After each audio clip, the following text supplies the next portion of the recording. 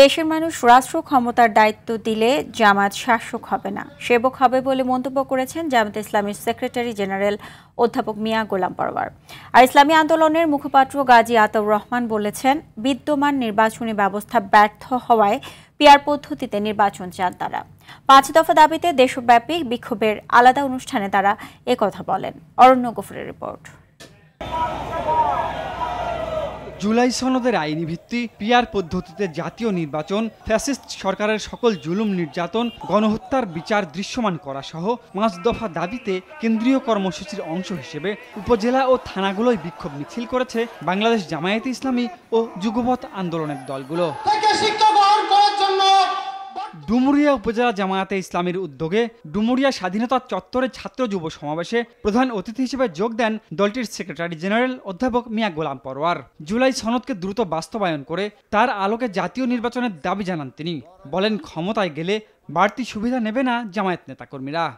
মহান আল্লাহ তাআলার ইচ্ছায় বাংলাদেশের মানুষ যদি আমাদেরকে রাষ্ট্র ক্ষমতার দায়িত্ব দেয়, আমরা যদি রাষ্ট্র গঠন করতে পারি, আমরা শাসক হব না, আমরা সেবক হব। আমরা সব যুবকদের কর্মসংস্থান করব। জামাতের কোন মন্ত্রী, কোন এমপি সরকারি গাড়ি, সরকারি বাড়ি, সরকারি ফ্ল্যাট, সরকারি প্লট গ্রহণ করবে না।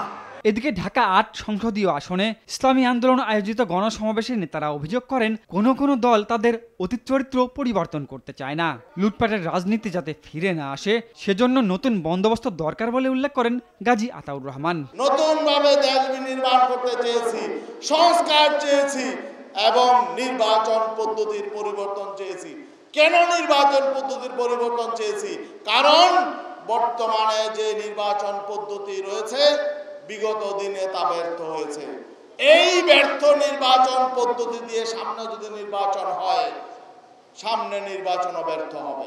এছাড়া কেন্দ্রীয় কর্মসূচির অংশ হিসেবে নারায়ণগঞ্জ, হবিগঞ্জ, পিরোজপুর, বাগেরহাট, কুমিল্লা, ব্রাহ্মণবাড়িয়া, হিলি, কুষ্টিয়া, নেত্রকোনা, নীলফামারী, লক্ষ্মীপুর, জয়পুরহাট, নাটোর, পটুয়াখালী ও সিরাজগঞ্জের শাহজাদপুর সহ দেশব্যাপী বিক্ষোভ মিছিল ও সমাবেশ করে জামায়াতে ইসলামী।